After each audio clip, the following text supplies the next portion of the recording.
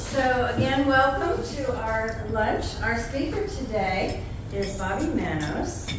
And Bobby was born and raised in Colombia, and he attended the Citadel, graduating in 2004 with degrees in business administration and Spanish. He was raised in the Lutheran Church. He practiced his faith through his sophomore year at the Citadel. He met and married his wife in 2016, where they now live in Charleston with their two kids, Hayes, who is 6, and Henry, who is 5. And they attend Christ Our King, right? And Bobby currently serves as Regional Business Development Manager for Spectrum Paint, which is where I got all my paint for my house. It's great paint. All right, thank you, Bobby, for being our speaker this month. And feel free to add anything that I left out about yourself.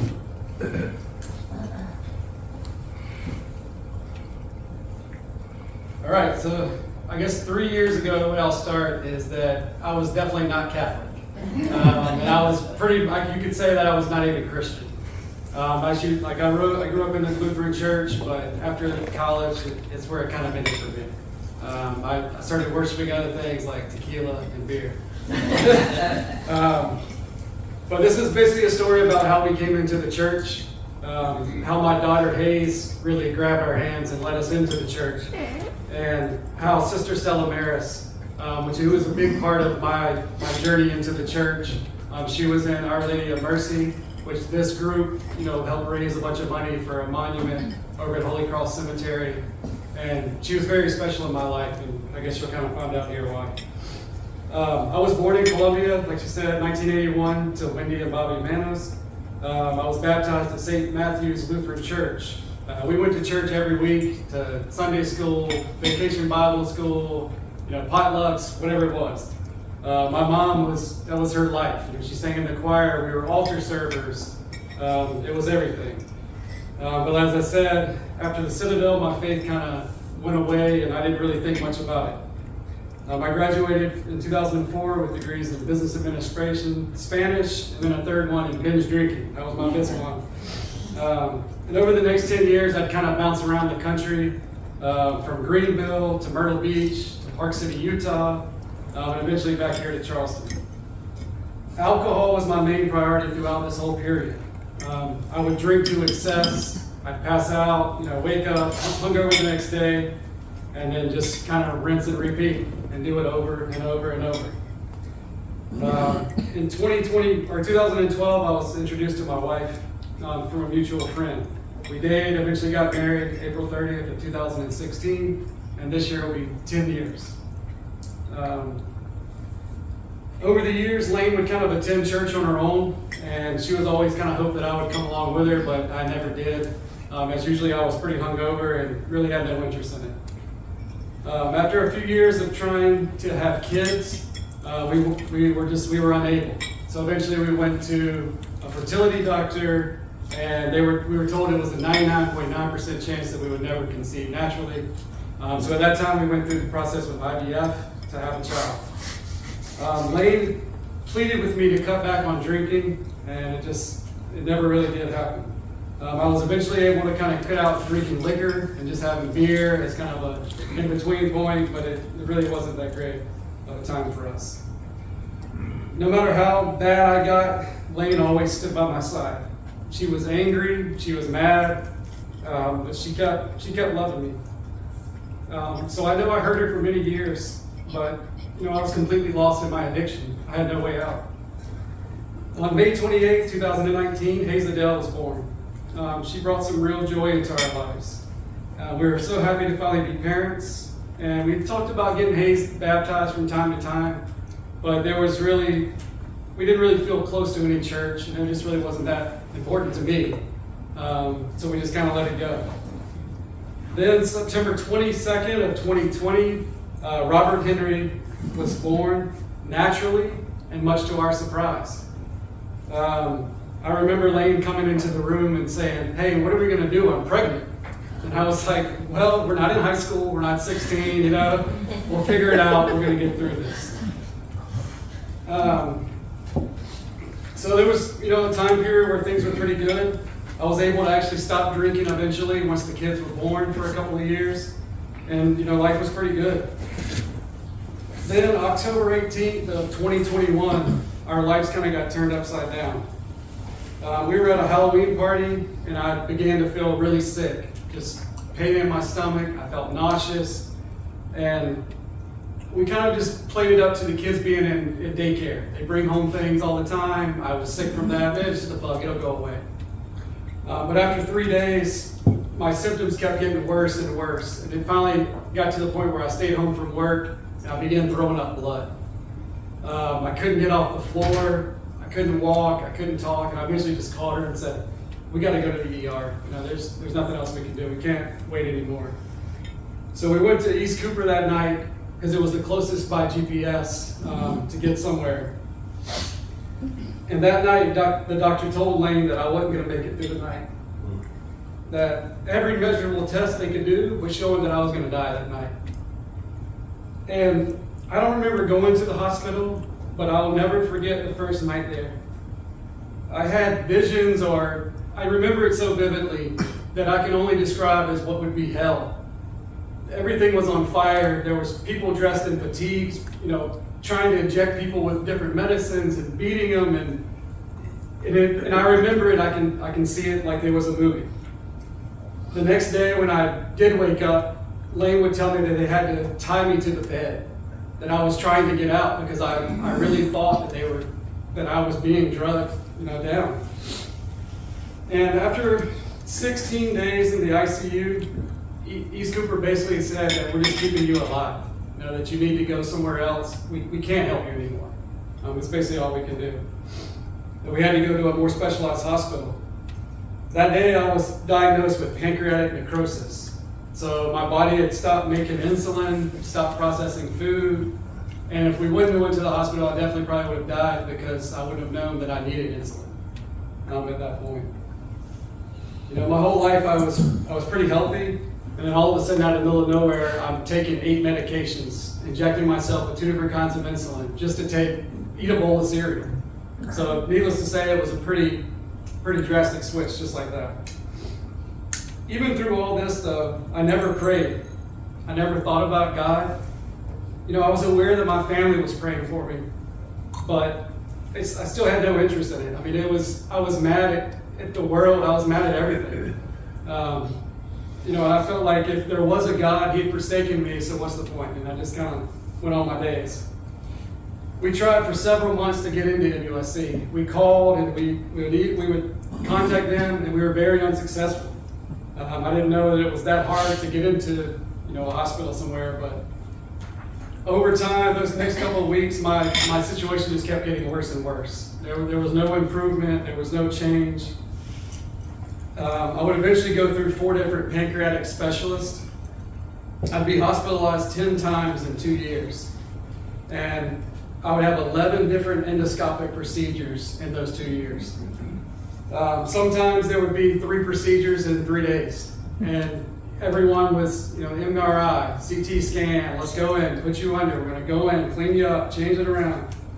And nothing really changed.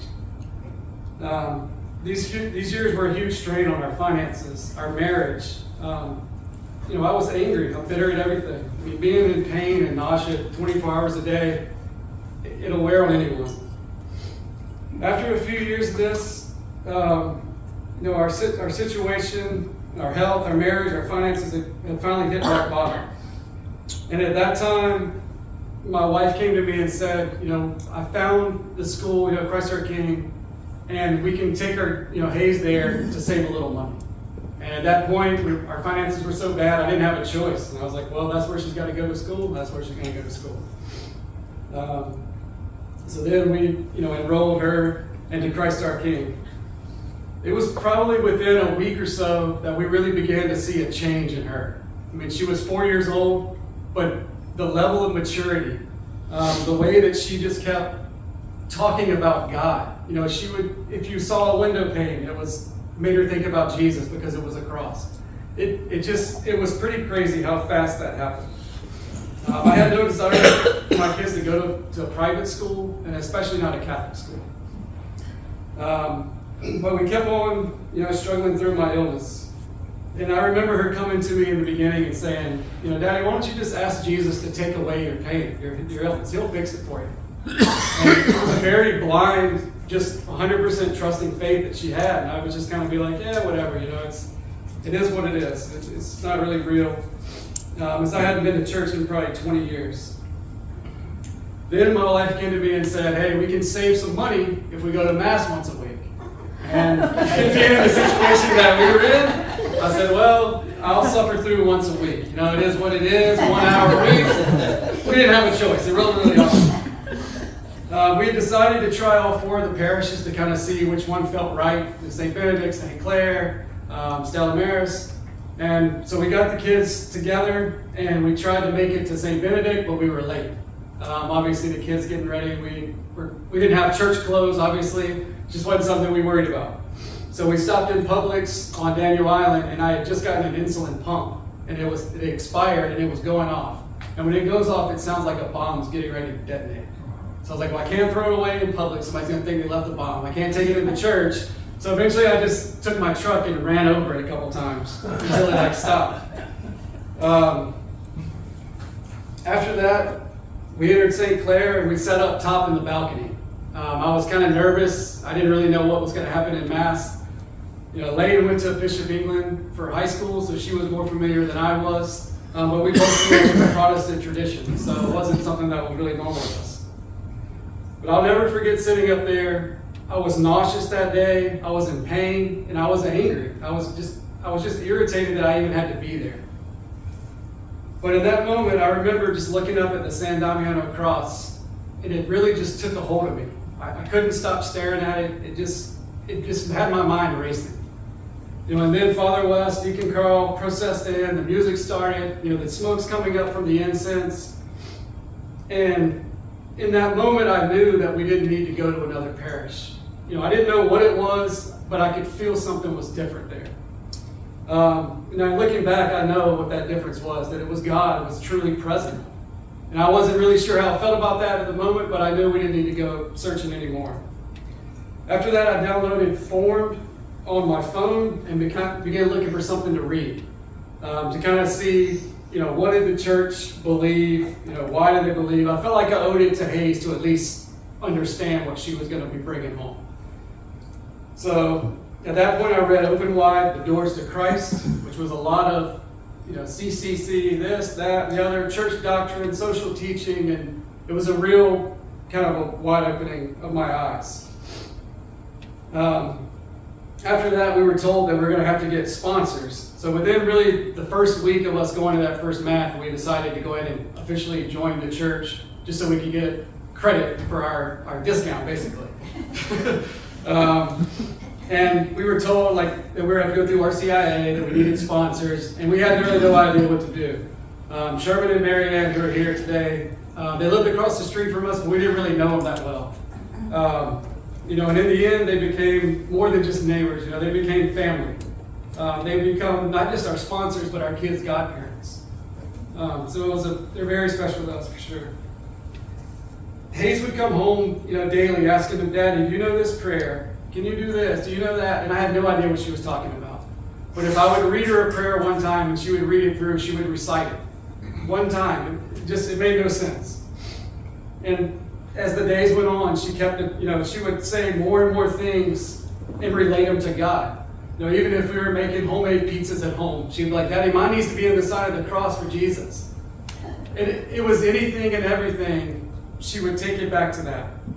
The picture with her there in the church, kneeled down, is we were like, hey, do you want to be in the play? And she's like, oh yeah, she wants to be. So she was the star for the first nativity play right after we joined.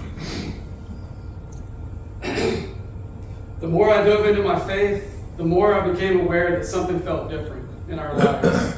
After that, I would read Rome, Sweet Rome, Crossing the Tiber, 4 witnesses about the church fathers.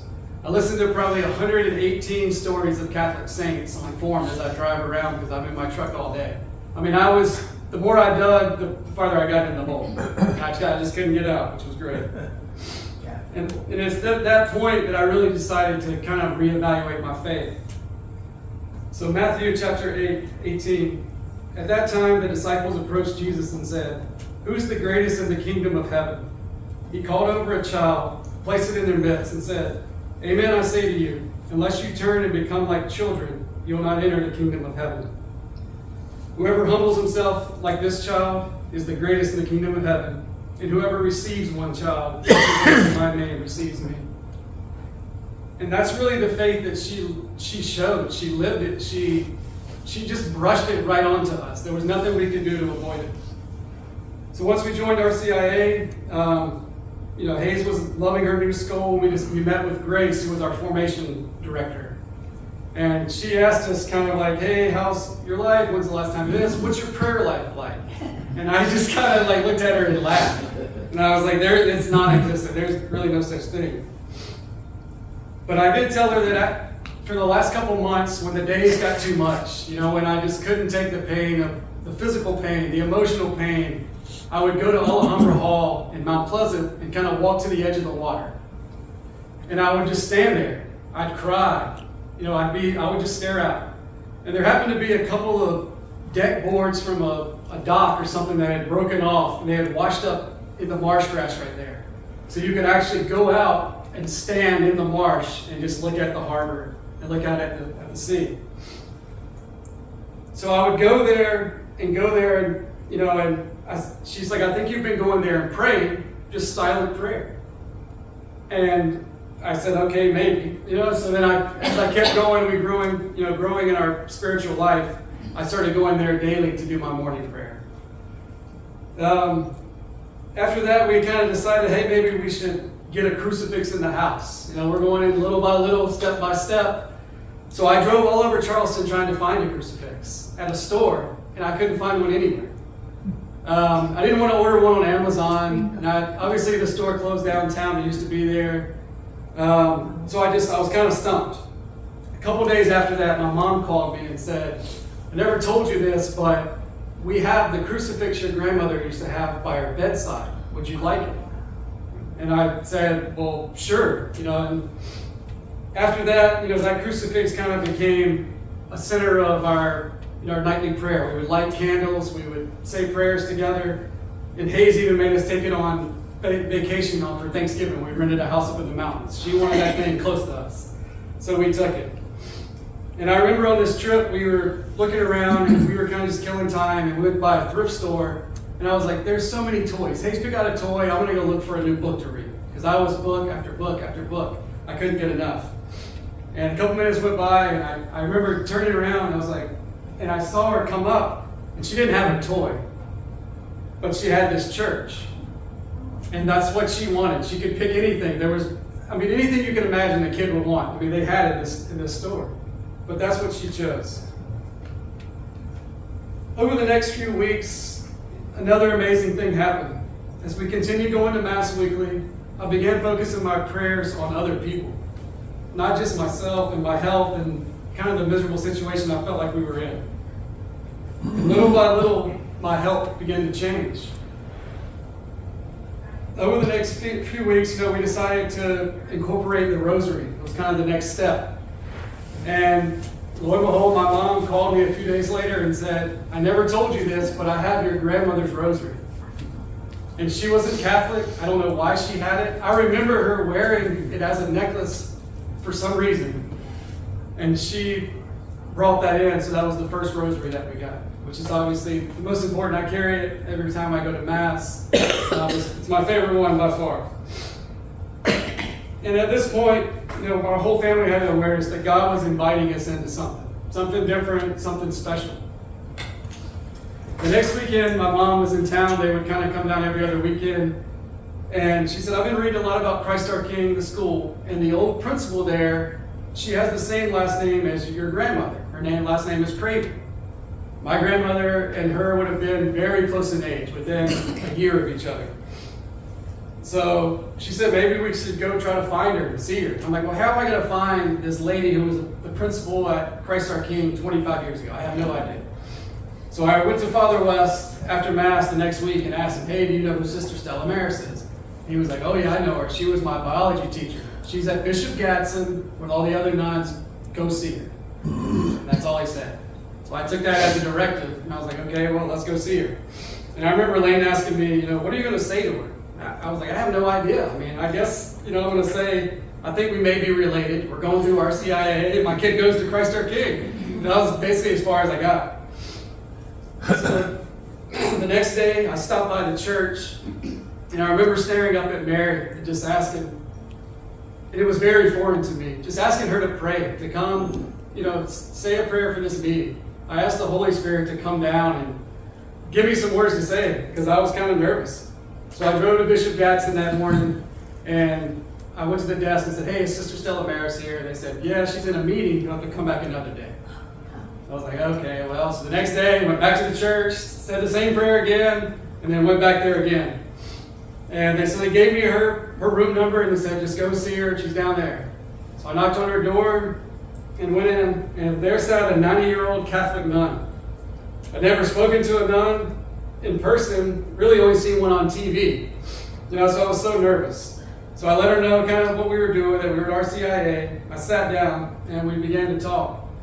And the next time I checked my watch, it had probably been an hour and a half that we had been there. And I was like, I got to get back to work. I'm not on vacation or whatever. And at the end of our meeting, I asked her, would it be okay if I came back maybe next week or the next week, and we'll just kind of see. I'll keep looking through Ancestry.com, trying to connect the dots, basically. And she said, absolutely, come back. So that day began our friendship and our weekly Friday routine that will continue for the next year. Every Friday, I would go see her. No matter how bad my week was, no matter how sick I was, no matter how upset I was about whatever in my life, I knew I had at least an hour at the end of the week with Sister.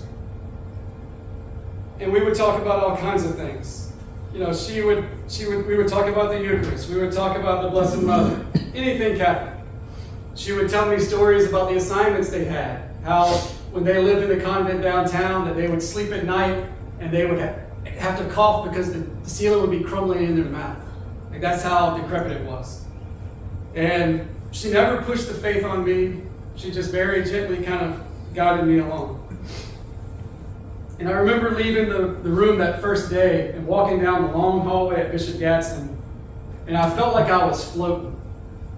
Like somebody had just injected me with a rainbow or just clouds of something. I couldn't explain it. I felt like I'd never felt before. So I remember telling Hayes that I'd met a real nun, kind of like the one she'd been watching on Brother Francis on Form, the cartoon.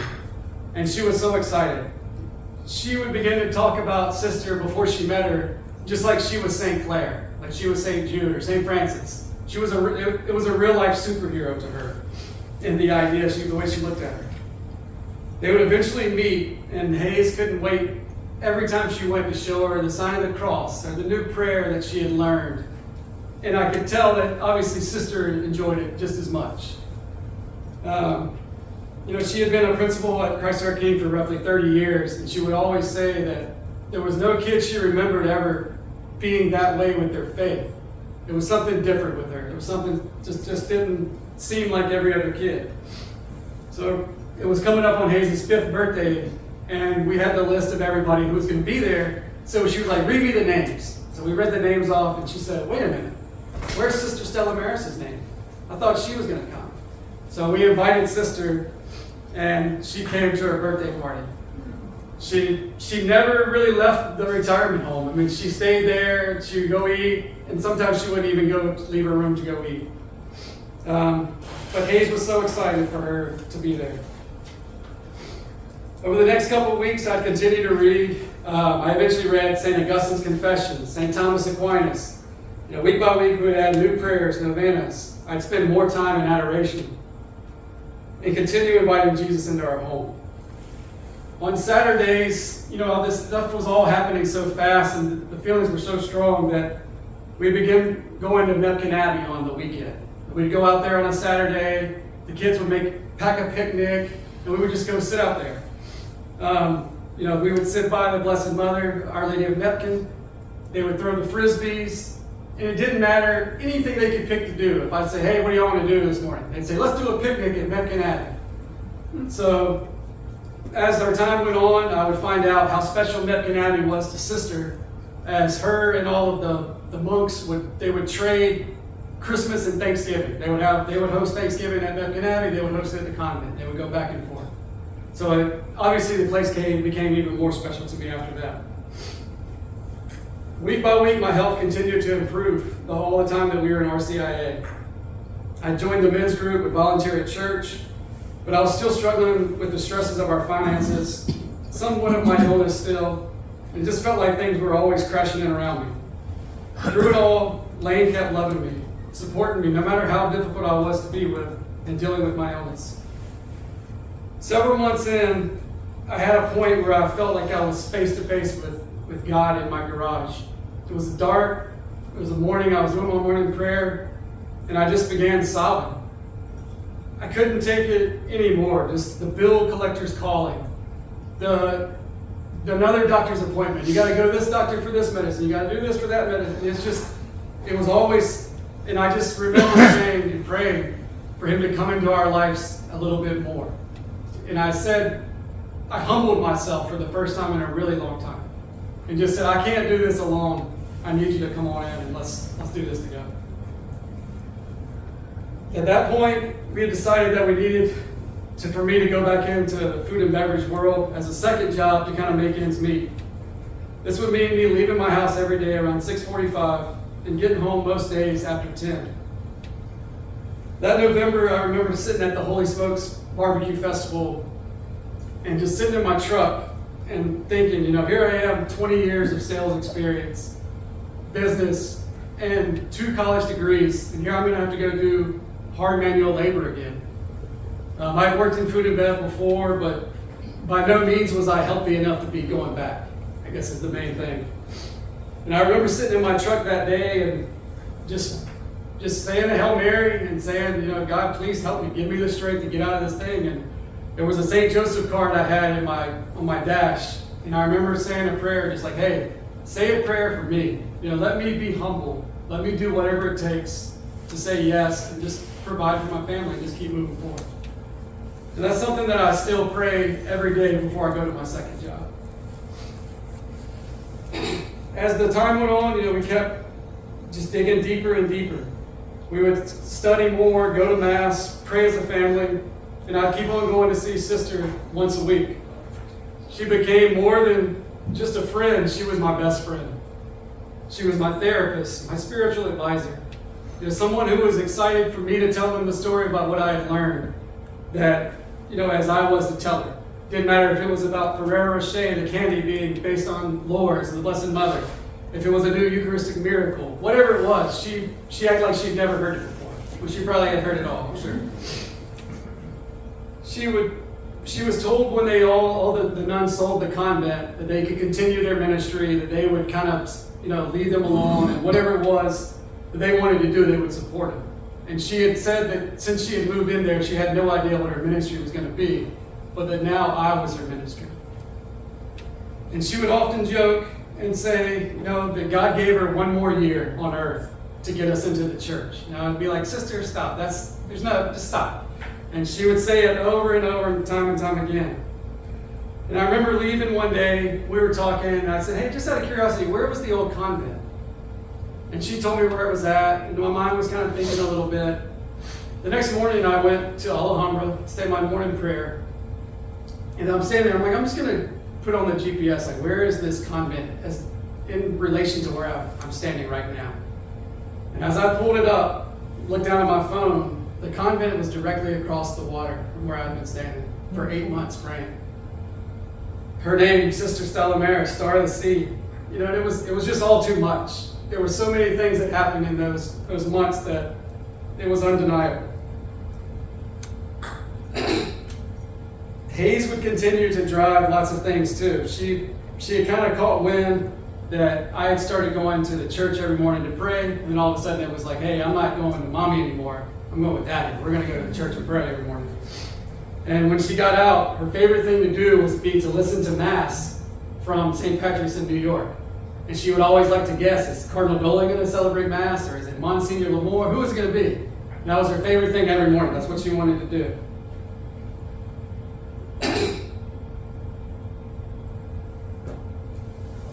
So then, March 30th, 2024, my kids were baptized at St. Clair. We came into full communion of the Catholic Church, and both of my kids were baptized. And of course, Sister Stella Maris was there for the occasion. I was worried that it was going to be too late because it was the Easter Vigil, but she insisted that she was not going to miss that for the world.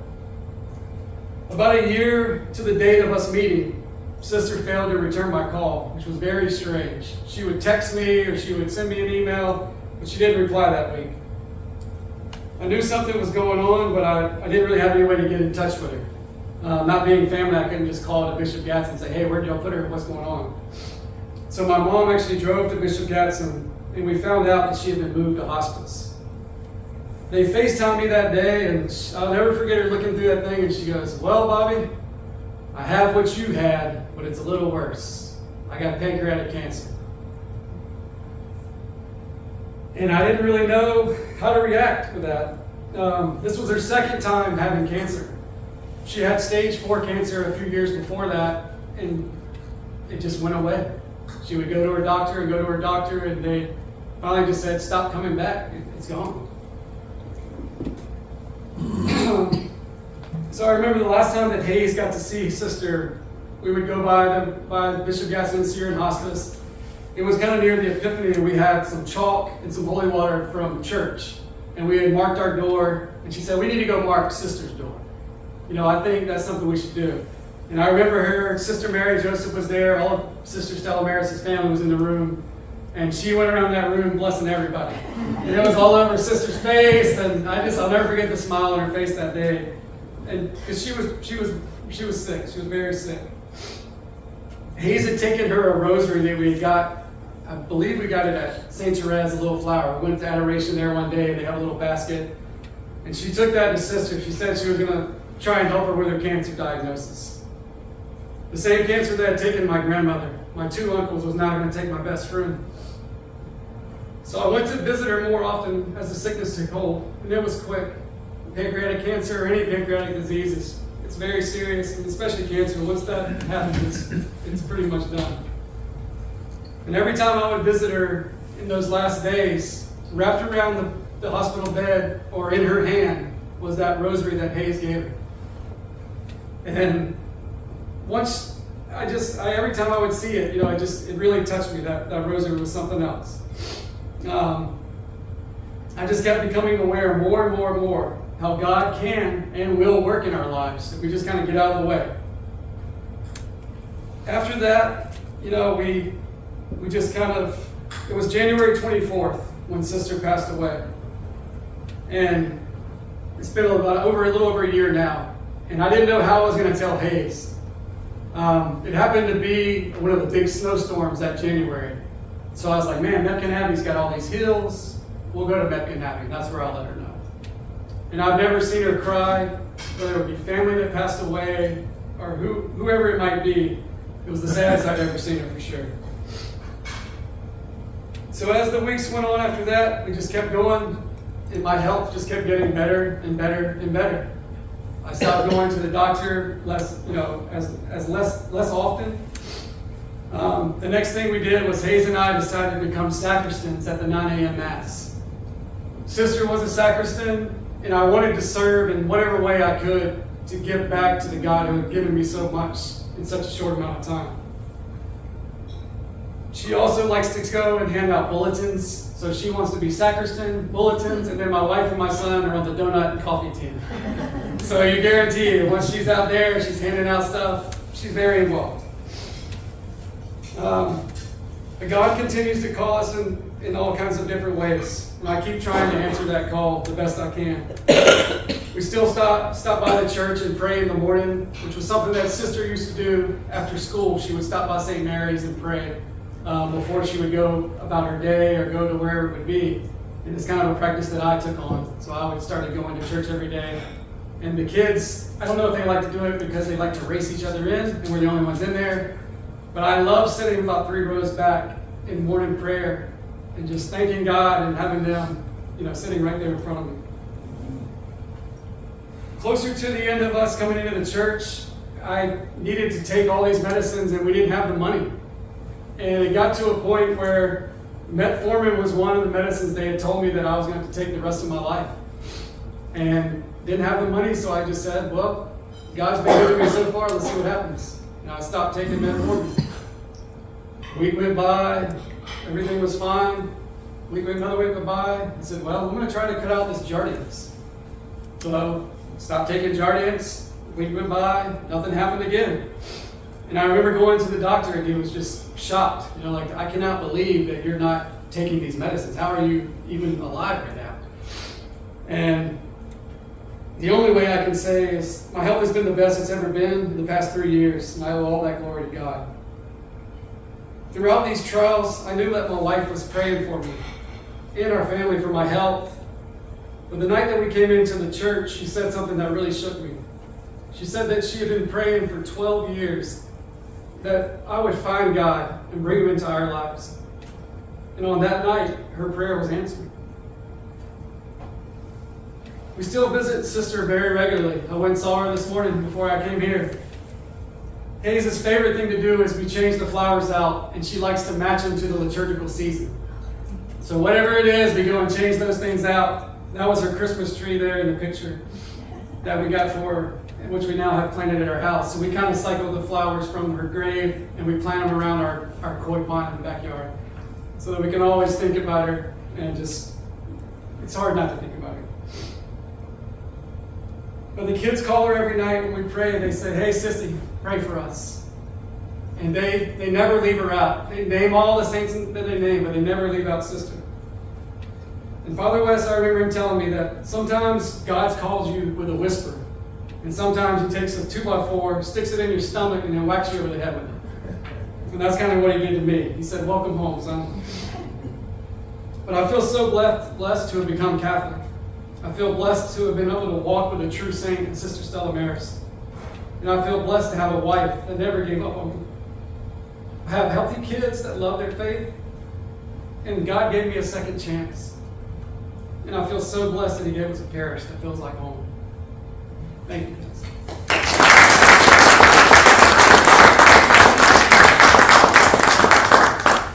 Well, I think that you all feel the same as I do, that we are lucky to be here today to hear Bob's story. I'm going to cry.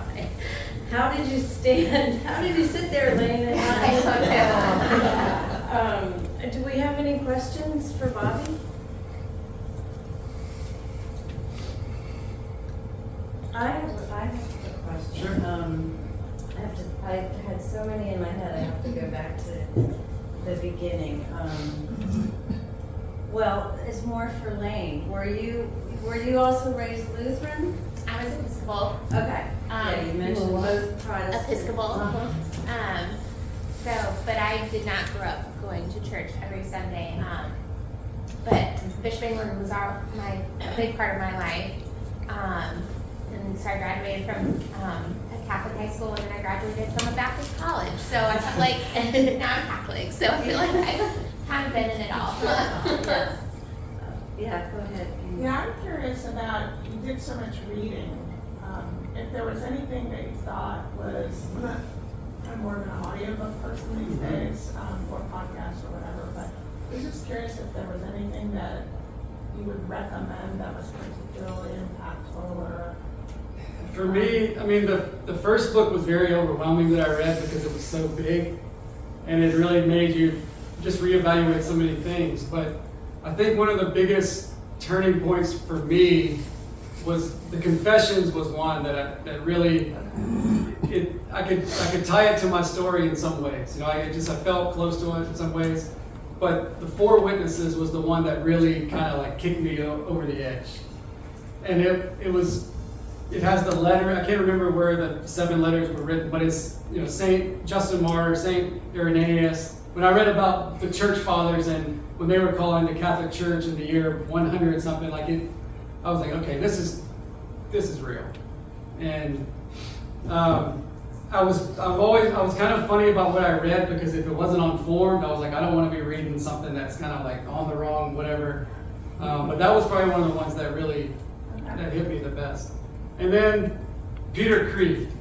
I mean, I'm reading 2 books of his right now. That's probably my favorite. He just, like, I read a devotional like before or during Mass. I used to read the Magnificat, thanks to Sherman, which I still read. I get on my phone. He had mentioned that the first time we ever met, like through the journey, he was like, hey, I get this book. And so I ordered it the next day.